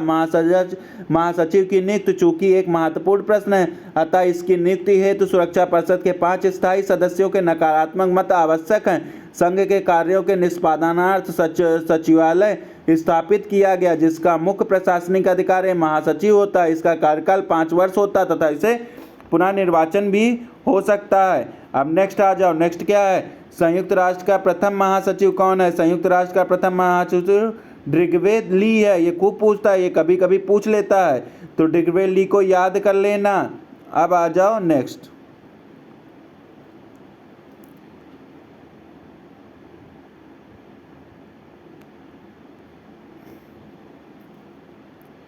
क्या पूछता, संयुक्त राष्ट्र का कौन सा महासचिव सबसे कम अवधि तक पद पर था? सबसे कम अवधि तक बुतरस घाली, इसको छोड़ दो। फिर नेक्स्ट आ जाओ। क्या है, श्री कोफी अन्नान संयुक्त राष्ट्र के कौन से 7वें महासचिव थे? शांति निर्माण आयोग का विचार किसका था? शांति निर्माण आयोग का विचार किसका था? ये कोफी अन्नान का था। कोफी अन्नान का जो 7वें महासचिव थे। नेक्स्ट आ जाओ। हाल में संयुक्त राष्ट्र संघ का अगला महासचिव किसे चुना गया है? ये उस समय का क्वेश्चन, इसको छोड़ दो। हम विखंडित विश्व हैं, हमें शांति वाले विश्व की आवश्यकता, यह किसका कथन है? यह एंटोनियो गुटरेस का कथन है। यह भी इंपॉर्टेंट था उस समय के लिए। अब आप आ जाओ अन्य बातें, अन्य हो जाएंगी। अब आ जाओ अन्य। संयुक्त राष्ट्र संघ को अपने सदस्य राष्ट्रों के क्षेत्र की नियुक्तियों का विशेषाधिकार प्राप्त होता है। तो ये कहाँ दिया गया? 105 में क्या दिया गया? इसको देखो, सही से पढ़ लो बड़ा करके। क्या कहता है? संयुक्त राष्ट्र चार्टर में कुल 19 अध्याय, कितने? 19 अध्याय और 111 अनुच्छेद हैं। तो चैप्टर कितने हैं चार्टर में? 19 चैप्टर। और इस आर्टिकल कितने हैं? 1 है, जिसमें अनुच्छेद 105 संयुक्त राष्ट्र संघ को अपने सदस्य राष्ट्रों की उन्मुक्तियां और विशेषाधिकार प्राप्त होने पर, तो विशेषाधिकार पूछे तो 105 मार देना। किस वर्ष अंतर्राष्ट्रीय विवादों का शांतिपूर्ण निपटारे का प्रथम अंतर्राष्ट्रीय अभिसमय अंगीकृत किया गया? तो किस वर्ष प्रथम किया गया? 1899 में। नेक्स्ट आ जाओ। देखो क्या कहता, अंतर्राष्ट्रीय क्या कहता, अंतर्राष्ट्रीय विवादों का शांतिपूर्ण निपटाना हेतु प्रथम अंतर्राष्ट्रीय अभिसमय 1899 हेग में अंगीकृत किया गया था तथा 1907 में हस्ताक्षर किए गए तथा हेग के अभिसमय में कहा गया 10 जनवरी 1920 को राष्ट्र नेशनल लीग ऑफ नेशन की स्थापना हुई। अब आ जाओ, अंतर्राष्ट्रीय मानवाधिकार दिवस कब मनाया जाता है? 10 दिसंबर को मनाया जाता है, 10 दिसंबर को मनाया जाता है। नेक्स्ट आ जाओ, नेक्स्ट क्या है? ये क्या है? वर्ष 2013 में संयुक्त राष्ट्र महासभा ने क्या घोषित किया? जल सहयोग का अंतर्राष्ट्रीय जल सहयोग का अंतर्राष्ट्रीय वर्ष घोषित किया। जल सहयोग का अंतर्राष्ट्रीय वर्ष घोषित किया। संयुक्त राष्ट्र महासभा ने 11 फरवरी 2011 को अपने संकल्प में प्रस्ताव में 65 में 2013 को जल का सहयोग अंतर्राष्ट्रीय वर्ष घोषित। ये भी छोड़ दो, 2013 का क्वेश्चन था, ये भी छोड़ दो, उस समय करंट का था। अब आ जाओ छठा, संयुक्त राष्ट्र के प्रथम मानव अधिकार उच्चायुक्त निम्न में से कौन थे? प्रथम जोसा आयला लासो। संयुक्त राष्ट्र में प्रथम मानव अधिकार उच्चायुक्त, संयुक्त राष्ट्र में प्रथम मानव अधिकार उच्चायुक्त कौन थे? जोसा आयला लासो। जोसा आयला लासो वर्तमान में कौन है? वोल्कर टूकर संयुक्त राष्ट्र के महासचिव नियुक्त किए गए 2013 का। ये छोड़ दो, ये करंट का क्वेश्चन है। फिर नेक्स्ट आ जाओ, ये भी छोड़ दो, थीम भी पूछता है, ये भी करंट का है। अंतर्राष्ट्रीय योग दिवस 21 जून, ये इंपॉर्टेंट है, ये पूछ लो। अंतर्राष्ट्रीय योग दिवस कब घोषित किया गया? 11 दिसंबर 2014 को संयुक्त राष्ट्र ने 21 जून को अंतर्राष्ट्रीय योग दिवस, तो ये पूछ सकता कब घोषित किया गया? या 11 दिसंबर 2024 को घोषित किया गया योग दिवस। तथा वर्ष, अभी थीम इस समय की 2024 की याद कर लेना करंट से, ये भी छोड़ दो। 1959 में बालक के अधिकारों की घोषणा अपनाई गई, किसके द्वारा? संयुक्त राष्ट्र महासभा द्वारा अपनाई गई। नेक्स्ट का जाओ,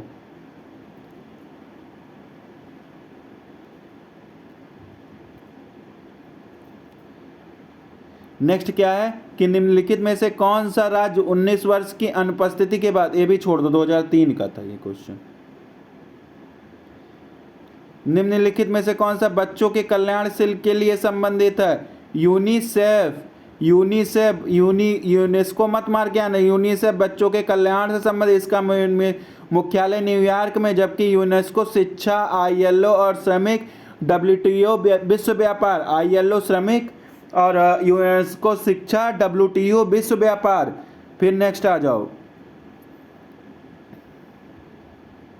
युद्ध बंदियों के प्रति क्रूरता, सामूहिक दंड एवं चिकित्सीय एवं अन्य सहायताओं से संबंधित कन्वेंशन कौन सा है? युद्ध बंदियों के प्रति क्रूरता, सामूहिक दंड और एवं उन्हें चिकित्सीय एवं सहायता के लिए कन्वेंशन जिनेवा कन्वेंशन का आधिकारिक नाम है। यह कन्वेंशन विश्व युद्ध 11 के समय बंदियों के उपचार के कन्वेंशन का रूप है। इसे 27 जुलाई 1929 को स्थापित किया। यूनेस्को का मुख्यालय कहाँ है? पेरिस में। कहाँ है? पेरिस में। फिर आ जाओ, विश्व बौद्धिक संपदा संगठन, ये कहाँ है? विश्व बौद्धिक जेनेवा में। विश्व बौद्धिक संपदा संगठन जेनेवा में है। फिर नेक्स्ट आ जाओ, शरणार्थियों से संबंधित कहाँ है? शरणार्थियों से संबंधित UNHCR,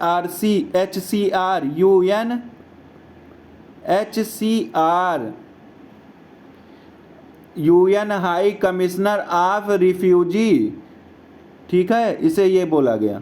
नेक्स्ट आ जाओ, संयुक्त राष्ट्र चार्टर के मानव अधिकार संबंधी उपबंध, संयुक्त राष्ट्र चार्टर के मानव अधिकार संबंधी उपबंध, तो ये कहाँ है? अब नेक्स्ट उस पर देखा जाए।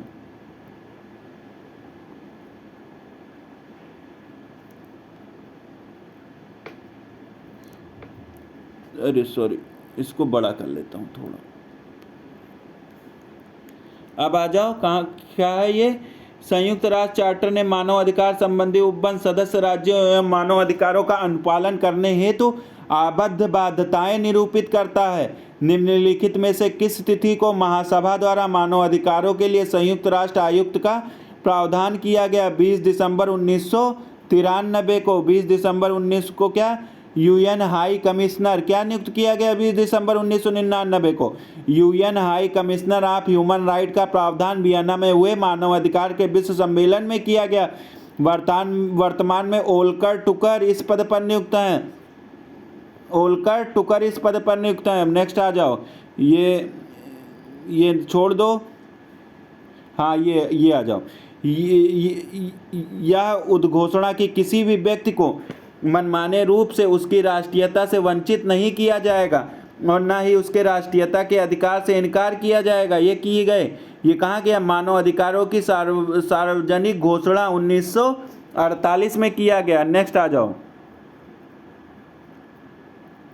मानव अधिकार, ये देखो क्या कहता है, मानव अधिकार की सार्वभौमिक घोषणा 1948 में यह घोषणा की गई कि किसी भी व्यक्ति को मनमाने रूप से उसकी राष्ट्रीयता से वंचित नहीं किया जाएगा और न ही उसके राष्ट्रीयता के अधिकार से वंचित किया जाएगा। अब नेक्स्ट आ जाओ, देखो इसमें पूछा है मध्यस्थों में स्थायी न्यायालय, मध्यस्थों में स्थायी न्यायालय में जजों की संख्या कितनी होगी? इसमें 7 होगी, सही है, ये 7 होगी, सही है। अंतर्राष्ट्रीय अपराध न्यायालय में, अंतर्राष्ट्रीय अपराध न्यायालय में 15 नहीं होते। अंतर्राष्ट्रीय सागर अधिनियम 21 होते हैं। अंतर्राष्ट्रीय यूगोस्लाविया ये न्यायाधिकरण द्वारा, तो इसको देखो पढ़ लो, ये नीचे से क्लियर हो जाएगा। अंतर्राष्ट्रीय सागर विधि में न्यायाधिकरण संबुद्ध में क्या होते हैं? कुल 21 न्यायाधीश होते हैं। अंतर्राष्ट्रीय अपराध न्यायालय 1 जुलाई 2000 को हेग नीदरलैंड में, ये 1 जुलाई पूछा कब स्थापना हुआ? 18 सदस्य होते हैं। यूगोस्लाविया युद्ध अपराध न्यायाधिकरण में कितने? 16 सदस्य, 16 थी। और जबकि मध्यस्थम न्यायालय में मध्यस्थों की नियुक्ति के लिए जिनकी संख्या 4 निर्धारित की गई थी। अब नेक्स्ट आ जाओ, इसको डायरेक्ट यहीं से पढ़ लो। अंतर्राष्ट्रीय विधि के क्षेत्र में उपयुक्त दोनों कथन तथ्यों को अंतर्राष्ट्रीय विधि की एक दुर्बलता माना जाता है, जबकि कुछ विद्वान इसे सही नहीं मानते हैं। ये नेक्स्ट आ जाओ। अब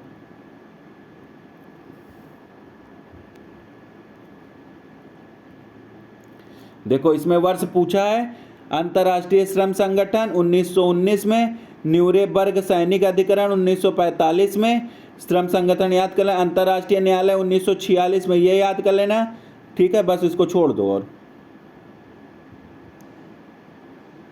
देखो ये भी याद कर लो, सेंट जोन्स पैलेस की घोषणा जून 1941 को, अंटार्कटिका चार्टर 14 अगस्त 1941 को, संयुक्त राष्ट्र की घोषणा 1 जनवरी 1942 को, ये इंपॉर्टेंट है, और सैन फ्रांसिस्को सम्मेलन अप्रैल जून 1945 को। अब आ जाओ नेक्स्ट,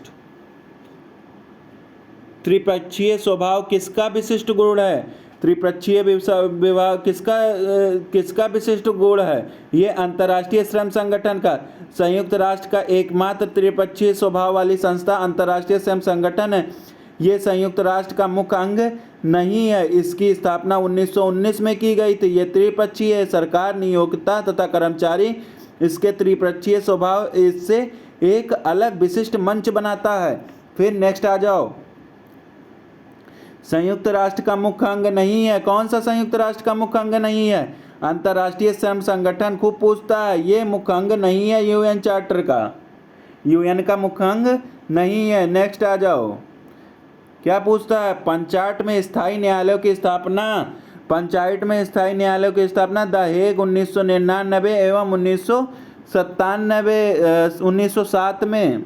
फिर नेक्स्ट आ जाओ, निम्नलिखित में से कौन सा विधि निर्माता संधि है? विधि निर्माता संधि पेरिस की संधि 1928, पेरिस की संधि 1928। फिर नेक्स्ट आ जाओ, अंतर्राष्ट्रीय आपराधिक न्यायालय की स्थापना किस वर्ष? यह भी बताया हूँ 2002 में, क्वेश्चन देखो पूछा था। युद्ध अपराधों से जांच संबंधी न्यायालय आईसीजे इंटरनेशनल क्रिमिनल कोर्ट का क्या? 1 जुलाई 2002 को द हेग में। फिर नेक्स्ट आ जाओ, क्या कहता है कि रोम संविधान अनुच्छेद 5 के अनुसार अंतर्राष्ट्रीय आपराधिक न्यायालय की संविधि जाति संहार का अपराध, जीनोसाइड, युद्ध अपराध, आक्रमण एवं का अपराध, मानवता के विरुद्ध अपराध शामिल है। तो अब आ जाओ नेक्स्ट पे,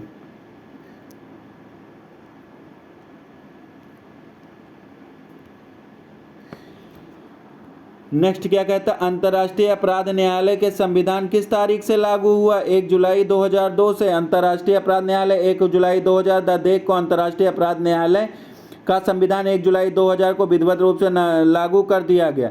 इसमें 18 होते हैं न्यायाधीश और 9 वर्ष के लिए होते हैं। अंतर्राष्ट्रीय दंड न्यायालय में कितने न्यायाधीश होते हैं? 18 होते हैं। 15 मत मार के आना, ये क्वेश्चन इंपॉर्टेंट है। जब अंतर्राष्ट्रीय न्यायालय पूछेगा तब 15 मार के आना, वैसे 18 मार के आना। ये क्या है? अंतर्राष्ट्रीय आपराधिक न्यायालय स्थित है, हेग में स्थित है। अंतर्राष्ट्रीय न्यायालय की संविधि किस दिन अस्तित्व में आई? 1 जुलाई 2002 को। ये सब बता चुके हैं अभी। फिर आ जाओ, अंतर्राष्ट्रीय आपराधिक न्यायालय में पहला गिरफ्तारी वारंट जारी किया गया 2005 में। देखो, अंतर्राष्ट्रीय आपराधिक न्यायालय 2000 पहला गिरफ्तारी वारंट या गिरफ्तारी warrant LRA Lord resistance army के 5 कमांडरों के खिलाफ जारी किया गया था। इन्होंने 2002 में युगांडा में मानवता के विरुद्ध युद्ध तथा युद्ध अपराध में अभियोजित किया गया। फिर आ जाओ नेक्स्ट, क्या कहता है? अंतर्राष्ट्रीय दंड न्यायालय संविधान का उल्लिखित सारभाग अपराधों की संख्या कितने हैं? अपराधों की 4 है। अंतर्राष्ट्रीय अपराधों की संविधि में उल्लेख कोर में अपराधों की संख्या 4 है। नरसंहार कौन सा सबसे पहला अपराध? नरसंहार का अपराध होता है, तब को अंतर्राष्ट्रीय अपराध न्यायालय में जा सकते हैं। मानवता के विरुद्ध अगर कोई अपराध है तो अंतर्राष्ट्रीय न्यायालय में जा सकते हैं। युद्ध अपराध है तो अंतर्राष्ट्रीय युद्ध अपराध है तो अंतर्राष्ट्रीय न्यायालय में जा सकते हैं। और अगर आक्रमण का अपराध है तो अंतर्राष्ट्रीय न्यायालय में जा सकते हैं। नेक्स्ट आ जाओ, क्या है? निम्नलिखित में से कौन सा मानवता के विरुद्ध युद्ध अपराध के लिए संयुक्त राष्ट्र द्वारा समर्थित युद्ध अपराध न्यायालय द्वारा दंडित किया गया? Charles Taylor. नेक्स्ट आ जाओ, यूरेनबर्ग विचारण, टोक्यो विचारण, फिलिस्पीन विचारण तथा इचमैन विचारण किससे संबंधित है? ये युद्ध अपराध से संबंधित है। ये सब ऐसे याद कर लो। फिर राजनैतिक संबंधों में वियना अभिसमय 1961। फिर क्या कहता है 1961? देख लो,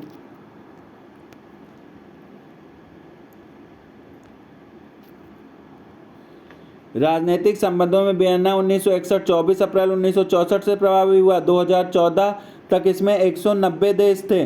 दक्षिण एशियाई सार्क में कितने देश हैं? सार्क में कितने देश हैं? 8 देश हैं। सार्क में 8 देश हैं। फिर नेक्स्ट आ जाओ, सार्क संगठन में कुल कितने देश है? खूब पूछता है। सार्क देश में 7 थे किंतु वर्तमान में 8 हैं। फिर आ जाओ, कौन सा सार्क का सदस्य नहीं है? तो म्यांमार सार्क का सदस्य नहीं है। अंतर्राष्ट्रीय विवादों के निपटारे निम्नलिखित साधनों में से कौन सा भारत के संविधान के अंतर्गत अभिव्यक्त रूप से मान्य किया गया है? यानी कि मध्यस्थम को भारत के संविधान द्वारा भी मान्यता प्राप्त किया गया है। भारतीय संविधान भाग 4 में निर्देशक तत्व के अंतर्गत 51 अंतर्राष्ट्रीय शांति और सुरक्षा में अद्वितीय वर्णित राज्य अंतर्राष्ट्रीय विवादों मध्यस्थों द्वारा निपटाने का प्रोत्साहन करेगा। CTBT क्या है? व्यापक परमाणु पर्यवेक्षण निषेध। अनुलग 2 द्वारा सूचीबद्ध कितने राज्य परमाणु क्षमतायान हैं? तो कितने राज्य हैं? 44 हैं। कितने हैं? 44 हैं। ये सब छोड़ दो। तटस्थता क्या पूछता है? तटस्थता संहिताबद्ध किया गया। कब किया गया? 1956 और 1907 में। फिर क्या कहता है? 2012 का। ये छोड़ दो। निम्न में से कौन सा तटीयकृत राज्य है? ये भी छोड़ दो। नहीं, स्विट्जरलैंड है, ये भी छोड़ दो। करेंट। अब आ जाओ नेक्स्ट,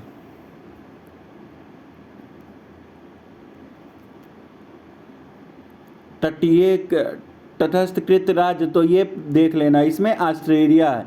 अंतर्राष्ट्रीय विधि के अंतर्गत तटस्थ देश का कर्तव्य क्या है? उपयुक्त शब्द परिवर्जन, निवारण, मुख सहमति। परिवर्जन, निवारण, मुख सहमति तीनों तटस्थ देश के कर्तव्य हैं। परिवर्जन के अंतर्गत तटस्थ देशों का कर्तव्य होता है कि वह युद्धरत देशों में से किसी भी पक्षकार या प्रत्यक्ष या परोक्ष रूप से सहायता न करें। निवारण के अंतर्गत वे अपने देशों तथा अपने क्षेत्राधिकार के प्रदेशों में कुछ कार्यों को रोकें। और मुख सहमति के अंतर्गत वे कुछ मामलों पर मुख सहमति प्रदान करें। चोगम 2053 देशों में ये क्या है? इसको पढ़ लो। चोगम कॉमनवेल्थ वाला था, इसको छोड़ दो। ये क्या उत्तराधिकार से संबंधित है? कौन सा? ड्रैगो सिद्धांत। उत्तराधिकार से संबंधित कौन सा है? ड्रैगो सिद्धांत। नेक्स्ट आ जाओ।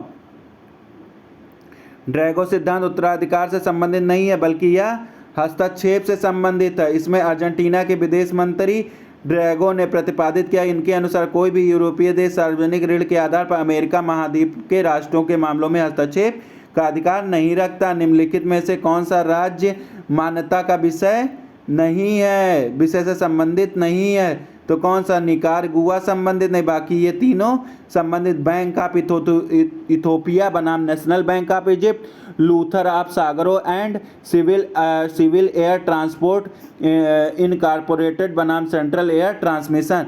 निकारागुआ बनाम यूनाइटेड स्टेट ऑफ अमेरिका का वाद हस्तक्षेप से संबंधित है, शेषवाद राज्य मान्यता से संबंधित है। नेक्स्ट आ जाओ। डी जूरे बेली पेरिस नामक पुस्तक का लेखक कौन है? डी जूरे पेरिस नामक ग्रोसियस है। ये तो तुमको हम उसमें इसके पहले मैंने 3 लेक्चर उसके पढ़ा दिए हैं, जूरिस्प्रूडेंस के, वहाँ पे मैंने ये पढ़ाया था। युद्ध शांति की विधि नामक पुस्तक ग्रोसियस ने लिखी है। फिर नेक्स्ट आ जाओ। ये क्या है? राज्य में मान्यता के निम्न सिद्धांत कौन से संबंधित है? टोबारा और एस्ट्राडा दोनों सिद्धांत निम्नलिखित में से कौन सा सिद्धांत मान्यता से संबंधित नहीं है? मुनरो का सिद्धांत राज्य मान्यता से संबंधित नहीं है, जबकि टोबारो, स्टीमसन तथा स्ट्राय सिद्धांत राज्य मान्यता से संबंधित है। आई होप अब लास्ट पेज आ गए हैं। ये लास्ट पेज है आज का, लास्ट पेज, और इंटरनेशनल लॉ जहाँ तक का आपका अब समाप्त हो जाएगा, यही लास्ट पेज के अनुसार। निम्न में से कौन सा कथन सही है? संधियों का रूढ़िजन अंतर्राष्ट्रीय विधि का संहिताकरण किया गया अंतर्राष्ट्रीय न्यायालय के स्टैट्यूट्स द्वारा किया गया। जब विद्रोह द्वारा नए राज्यों का निर्माण होता तो सामान्यता दी जाने वाली मान्यता क्या होती है? तटस्थ होती है। अंतर्राष्ट्रीय न्यायालयों की विधि में जब विद्रोह द्वारा नए राज्यों का निर्माण होता है, सामान्यता उसे दी जाने वाली मान्यता डी फैक्टो होती है, याद कर लेना। फिर आ जाओ कि किसी राजनैतिक अवांछनीय या अग्राह्य व्यक्ति को घोषित करने का अधिकार प्राप्त होता है। ग्राही राज्य किसी भी राजनैतिक दूतावास के किसी कर्मचारी को अवांछनीय या अग्राह्य पर्सोना नॉन ग्रेटा व्यक्ति घोषित करने का अधिकार ग्राही राज्य को, या घोषणा फलस्वरूप राजनयिक कार्य का समाप्त हो जाता है। यह प्रावधान राजनीतिक संबंधों का विवरण अभिसमय 1961 का अनुच्छेद 9 है। फिर आ जाओ नेक्स्ट। जहां प्रत्यर्पण प्रारंभ होता है वहां आश्रय समाप्त होता है। युक्त कथन किसके द्वारा किया गया था? स्टार्क द्वारा। स्टार्क ने कहा जहां प्रत्यर्पण प्रारंभ होता है वहां आश्रय समाप्त हो जाता है। आश्रय एक प्रकार का क्या होता है? संरक्षण होता है, जो किसी व्यक्ति के प्रार्थना पर आश्रय देने वाला राज्य प्रदान करता है। अब आप आ जाओ नेक्स्ट क्या है कि एक व्यक्ति अपने माता पिता के देश में पैदा नहीं होता तो वह उस देश के राष्ट्रीय होगा जहां वह पैदा होगा। यह सिद्धांत किस पर आधारित पे आधारित है? देख लो, ये मुझे भी नहीं आ रहा था।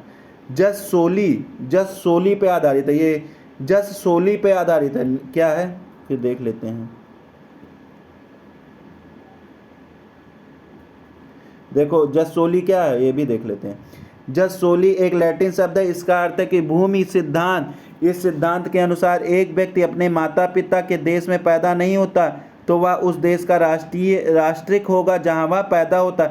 यह सिद्धांत अराष्ट्रीयता को न्यून करने अभिसमय 1961 के अनुच्छेद 4 में अपनाया गया। यह अभिसमय 13 दिसंबर 1975 से लागू हुआ। अब आ जाओ नेक्स्ट। निम्न में से कौन सा सही है? नागरिक की अवधारणा अंतर्राष्ट्रीय विधि में सुसंगत है। नागरिक की अवधारणा अंतर्राष्ट्रीय विधि में असंगत है। नागरिक की अवधारणा राष्ट्रीय एवं अंतर्राष्ट्रीय दोनों में सुसंगत है। नागरिक की अवधारणा अंतर्राष्ट्रीय विधि में असंगत है, तो असंगत है। नागरिक की अवधारणा अंतर्राष्ट्रीय विधि के लिए असंगत है। यह कथन सही है क्योंकि नागरिकों के लिए संसद या संप्रभु या विधि बनाना उसका अधिकार है। अब आ जाओ नेक्स्ट क्वेश्चन। एक्स एक्वा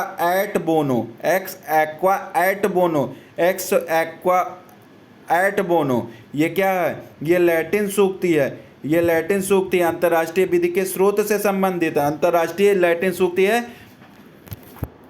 इसका अर्थ होता है उचित और अच्छा। जहां दोनों पक्ष विवाद को सुलझाने के लिए पंच निर्णय के लिए सहमत होते हैं, वहां इस सिद्धांत का सहमति से, अंतर्राष्ट्रीय विधि का स्रोत है, सहमति से विवाद को ट्रिब्यूनल के समक्ष निपटाने के लिए राजी होते हैं। नेक्स्ट आ जाओ, लास्ट क्वेश्चन इंटरनेशनल लॉ का, इसके साथ ही आपका घटना चक्र समाप्त हो जाएगा। तो लास्ट क्वेश्चन क्या है, संयुक्त राष्ट्र विकास कार्यक्रम धारणीय विकास लक्ष्य कब प्रभावी हुआ? ये हुआ आपका, ये 2016 का क्वेश्चन था, ये कोई पढ़ने की जरूरत नहीं, लेकिन पढ़ लो। संयुक्त राष्ट्र का विकास कार्यक्रम 17 सहस्त्रणीय विकास लक्ष्य का उद्देश्य 2030 तक अधिक संपन्न, अधिक सामंतवादी, अधिक संरचित विश्व की स्थापना करना, जिससे सितंबर 2015 तक संयुक्त राष्ट्र महासभा की शिखर बैठक के 193 देशों के अनुमोदित किया, या 1 जनवरी 2016 से प्रभावी हुआ। आई होप आप लोगों को ये चीज़ें समझ में आ गई होंगी, ये चीज़ें आपके लिए बहुत लाभकारी। इंटरनेशनल लॉ आपका समाप्त हो गया। तो जूरिस्प्रूडेंस 3 लेक्चर में और इंटरनेशनल लॉ 2 लेक्चर में मैंने समाप्त कर दिया। Thank you. अगर आपको अच्छा लगा तो आप शेयर कर दीजिए और सब्सक्राइब कर दीजिए और लाइक ज़रूर कर दीजिएगा, ठीक है, और लोगों में शेयर ज़रूर कर दीजिएगा, ठीक। Thank you.